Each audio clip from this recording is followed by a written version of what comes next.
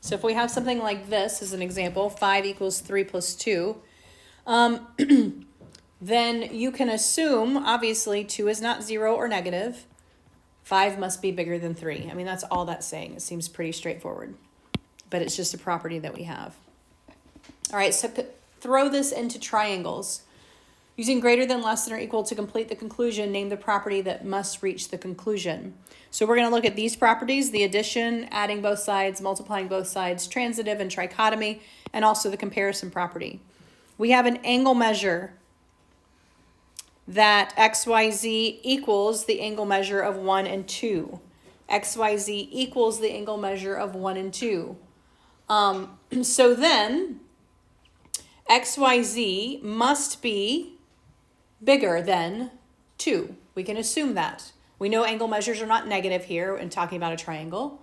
So if we know that this equals the measure of the two added up, we can assume that it is greater than the one or the other. And that is the comparison property.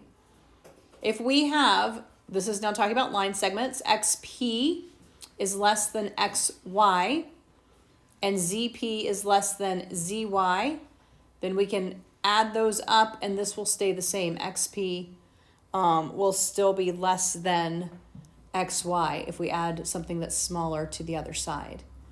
And that is just your addition property there, So how does this move into triangles? If I look at these sets of numbers and I say, okay, these didn't work for some reason, and I choose this, okay? 7's my longest. I have to start here and get to here using 2 and 5. There's only one way to do that. No, actually, okay, so if I go from the starting point here, all right, we'll call this 0 to 7, and I can only do it using the steps 2 and 5, what must I do? Any takers on that? I need to draw a line. Can I go up at all? Why not? Because let's say I'm walking somewhere, all right? Let's say I'm walking in this classroom and I am going to walk to my desk. And my desk is 7 units away from me, okay? And so I walk 7 units away. Here we go. Now I can only use 2 and 5 to get back. What happens if I do this and go 2? I have not gone 2 on that line. I am more than 5 away from where I started, am I not? And so when you have a triangle, these two smaller numbers, actually any two of the numbers, must be bigger than the third number. If it is not, you cannot go in an angle. You must go straight, right? And if they're small, so 2 and 5 happen to be equal to 7. The only way to get 2 and 5 to get to 7 is to just go straight across the line. If it's like the other ones, 2, 3, and 11, y'all were way off of trying to meet in the middle, right? Because your 11, you only had 2 and 3 to work with. So to get 11 units across, you're saying you have to use 2 and 3 to get there. That's never going to happen. Make sense? All right, let's look at the numbers that worked. Let's look over here. I have to go, my furthest distance I have to go is 7. And I have 4 and 5 to do it, okay?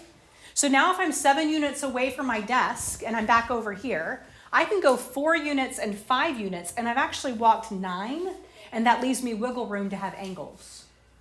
Understand? And so that is your triangle theorem, the first one we're going to talk about. Look at your triangle inequality theorem. First one here.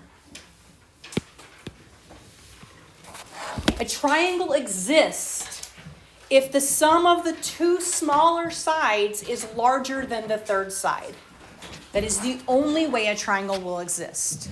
If the sum of the two smaller sides is larger than your third side. That is your triangle inequality theorem. You cannot make a triangle if your two smaller sides do not give you more than the number of units you need to make up your largest side. It will not work, as many of you are trying to draw and see, okay? It will not work. So if you chose numbers that were, the two smaller ones did not add up to more than the larger one, there is a reason why you could not draw your triangle. All right, there is a reason why you could not draw your triangle. And so this wants us to say, does this form a triangle? If I give you these 3 numbers, will it make a triangle? And so it's very simple. Given 3 numbers, You can always tell if those three numbers could form a triangle by adding the two smaller ones. So if I look at this first one, my two smaller numbers are 8 and 17. What is 8 plus 17? 25. 25 is bigger than 24. Yes, this will form a triangle. All right, look at the next one. 3, 3, and 7. My two smaller sides are 3 and 3, which equals 6. 6 is smaller than 7. No, this will not form a triangle. All right, let's look at these. 25, 35, and 12. Your two smaller ones were 25 and 12, which add up to 37. 37 is bigger than 35. Yes, that forms a triangle. 52, 37, and 42. Your two smaller ones were 37 and 42, which are 79, which is larger than 52. Yes, those form a triangle. So given two numbers, you can decide what the range of your third one will be. Now, we're not going to automatically assume that the two numbers you are given are the two smallest numbers, okay? They could be the two smallest or they could be the two largest, okay? So that is why when you look at the range, the lowest it could be would be the difference of the two. And you'll notice these are also not equal to. So x has to be larger than the difference of those two. And x has to be smaller than the sum of those two numbers, okay? So the range that you're looking for is that x must be larger than the difference or smaller than the sum, meaning they either gave you the two smallest numbers or the two largest numbers, okay? And so if we have 14 and 22, what is the range that you could have for a third side and still make a triangle? Well, you're going to subtract the 22 and the 14, which gives you what? 8. And you're going to have the 14 and the 22, which gives you 36. So that means your third side can be anywhere that is larger than 8 or smaller than 36. That is the range of your possible third side. Larger than 8 or smaller than 36. So go ahead and do that next one. 31 and 28. What is the range of your possible third side? The range of your possible third side. All right, let's look at this one. 31 and 28. When you subtract, you should have gotten 3. When you add, you would have gotten 59. So that third side can be anywhere between 3 and 59. 3 and 59. Easy enough. The measure of the exterior angle of a triangle is greater than the measure of either remote, which makes sense. We actually learned in the last section that this is actually made up of the sum of these two. So we can assume that this one is larger than either one individually. All right, something also happens when you look at triangles inside the triangle. Top of page 223. So greater angle theorem says if two sides of a triangle are not congruent, the larger angle is opposite the larger side. So the larger angle is opposite the larger side. All right, so what this helps in knowing is that I can then decide what order my angles and my sides are in based on the length or of the sides or the size of the angles.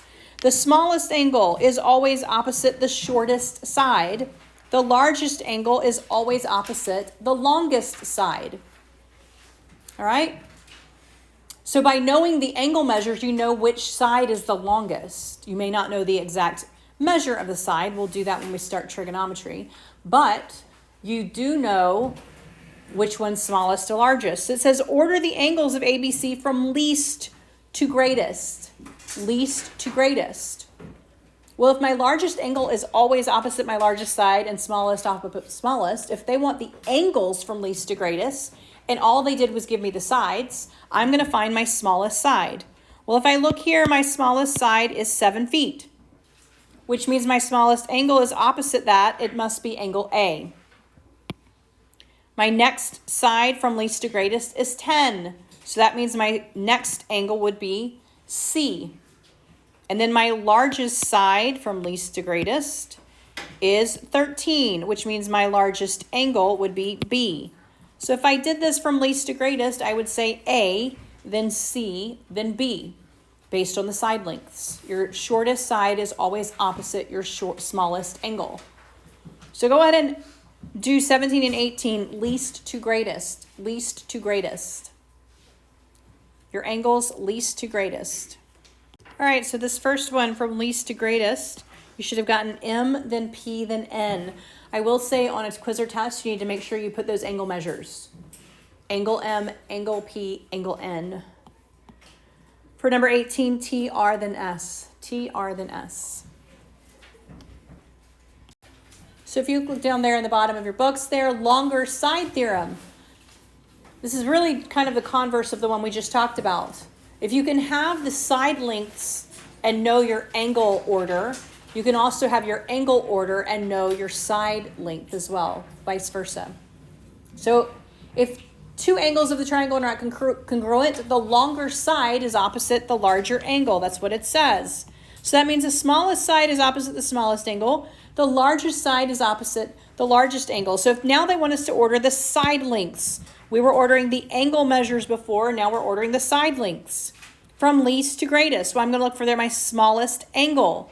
My smallest angle is F, which means my smallest side would be ED. The middle one is 42, that's E. So that angle is opposite side DF. And my longest side must be opposite my largest angle. So that's 103, so that's opposite EF. So if I order these, DE, DF, EF, notice your notation here. These are side lengths, which are line segments. So you need to have a line segment notation above these. 2 letters with a line segment notation if you're ordering your sides. So go ahead and do 21 and 22. All right, so for these, your side lengths should have got KL, JK, and JL from least to greatest. And then ST, SV, and TV from least to greatest. Least to greatest. All right. For this particular one, you'll notice that they only gave you 2 of the 3. How would you have found that third one to know what it is? Right. Add it and subtract from what? All of your angles add up and to what? 180. So if they don't give you all the measures in your angles, you should be able to figure out based on your triangle sum theorem that we learned about last chapter that you can calculate your third angle by using the fact that they add up to 180.